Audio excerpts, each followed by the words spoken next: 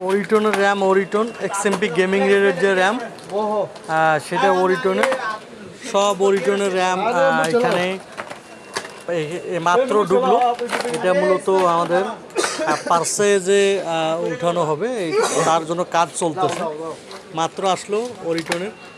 তো এখানে XMP gaming রেডের যে ওরিটন, এটা যে নাম্বার 1 র্যাম, সেই জায়গা থেকে আমরা বেশ কয়েকবার চেক করেছি এটা।